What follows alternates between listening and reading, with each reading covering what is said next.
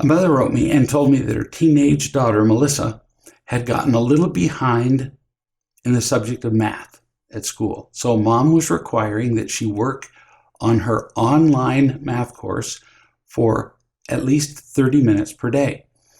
Mom said this to me. Melyssa came to me and said that she's coming across stuff that she just doesn't understand in her math course. And can she just skip it if she doesn't understand it? I said, no, if you can't do it, then you need to really dig in, go back to the place where you started to not understand things, and then just work and figure it out. Good for you to say that. Skipping things tends to have pretty bad consequences. As soon as you do, you can hear the doors in the future slamming like a drum roll. Every important opportunity has steps that were required to be taken before it. They all do. They call them prerequisites, not just in school, but in everything. You can't just stand on top of Mount Everest, for example. There are thousands of steps, climbing, logistics, and more required before you can take that final step to the top of Mount Everest. Those are called prerequisites. I can't count how many adults I have known in college who have discovered that they couldn't graduate at the time they anticipated because they needed just that one more course, which they thought they could take. And when they went to enroll in that one more course, they discovered that before they could begin that course, they had to take another preliminary course or prerequisite course first. So then their graduation from college was delayed a semester or a year, and they missed out on a job that had been waiting for them, and the consequences just go on and on because they did what? Skipped a step. The business of learning things in a stepwise fashion is seen everywhere in the world, and particularly with math. I could show you, for example, how to solve a problem in differential equations in math. I could show you how to do that right now. One problem, and you could probably mimic my solution of the problem if it was an easy one. But if you had to solve another problem in differential equations or whatever part of math, a complicated field of mathematics, even a similar one, you'd be lost if you hadn't already taken basic math, algebra, advanced algebra, trigonometry, and on and on. If you skip something in math, everything that comes later is almost certain to be confusing or just a complete mystery. And she needs to learn this. I know a child in another family, a boy named Travis, who was an expert in skipping steps. He was a professional. He didn't study in school. He got terrible grades. He didn't follow instructions at home, so he didn't know how to work or be responsible. So far, he's skipping all the steps. Finally, at age 19, the parents told him that he had to leave home because he spent all day playing video games, texting, watching porn, tormenting his younger siblings. This child has skipped so many steps that the only place he could find to live for the next several months after being required to leave home was literally under a public bridge. Finally, Travis benefited from a government program, somebody had to come along and save him, for young adults to help them get them back on their feet.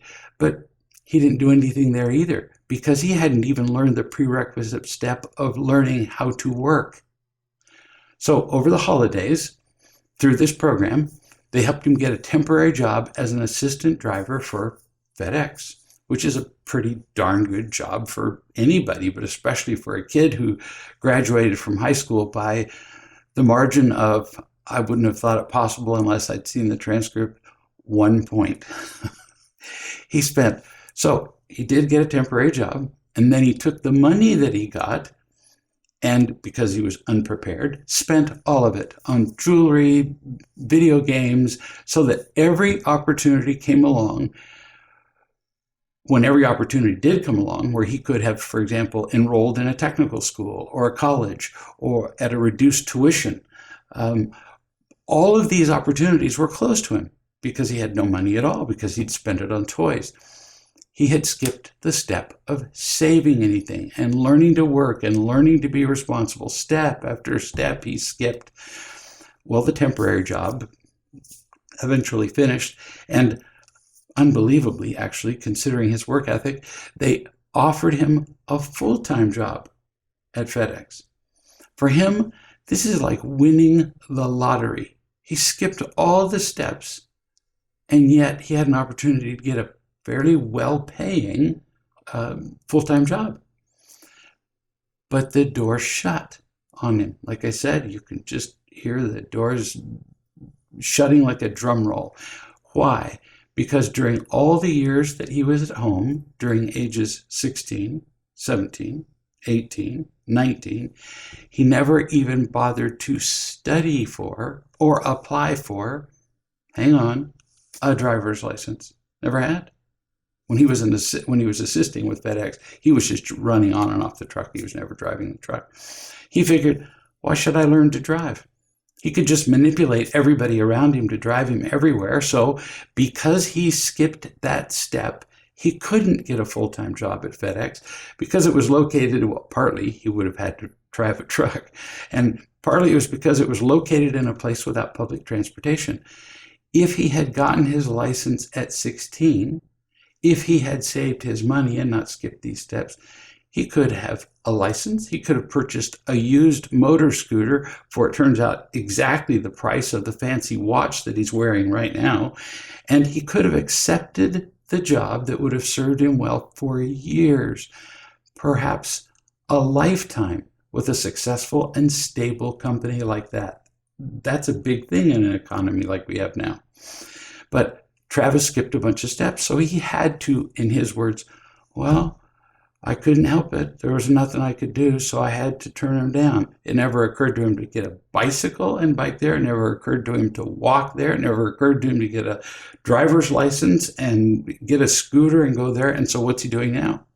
He's lying on his back right now as we speak. The probability is exceptionally high that he's lying on his back on a couch in a group home. I do know he's there with no job, no income, nothing except complaints about how nobody is helping him because of the steps that he skipped. You see the pattern? You skip steps now, you will pay for it later. In the moment that Travis had the money and spent it on toys and video games and jewelry, it seemed like no big deal. It's fun to have a nice piece of whatever it is that you purchased. But you see, you skip an opportunity to prepare for something later, and then eventually there isn't anything available later. Now, in his defense, his parents didn't know enough to teach him responsibility during all those years. They're doing it now with his siblings. So back to Mom. I told Melyssa that this is Mom speaking to Melyssa, that she needed to spend at least an hour studying a particular concept that she didn't understand before she could even ask me about it. So not only did she have to go work at the problem for an hour that she didn't understand, she had to do it on her own because she needed to learn the step of figuring things out and not just being rescued. And Melyssa said,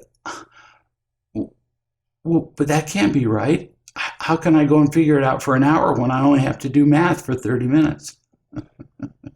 They become geniuses when it comes time to figure out how to do less of something.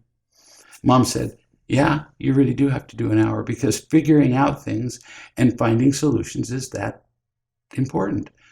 Well, glory, hallelujah. No kidding. I'd break into song. A parent with the guts to teach the truth, even when it's hard or unpopular. Mom, what you did was provide a rock for your daughter to stand on. You gave her gravity.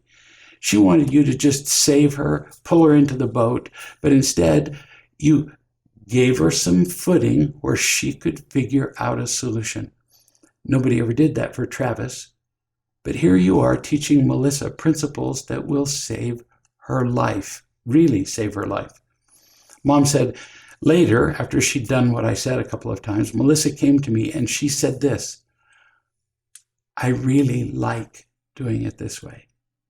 I feel more confident, and it's pretty cool that I can figure stuff out. Can you imagine hearing that from a kid? But see, you'll never hear that from a kid unless you require that they do it. This is delightful. How can people discover that they enjoy being responsible for their own learning until they do it? And so few parents require responsibility. You don't suggest that a child do a responsible thing. It's a requirement, like breathing. You require it so that their children, and if they don't, because very few parents do, their children both never learn it and they never discover they would have liked it, which is what Melyssa discovered. It's a real bonus in learning to do the right things and in being responsible. Mom says she was realizing that she usually makes no effort and has kind of magical thinking about it, hoping that things will just magically turn out like fantasy books do. And that whatever she's supposed to do just kind of disappears into the underground of her mind. Same with many things. One of them being starting on her driver's education. Remember the story of Travis who never did?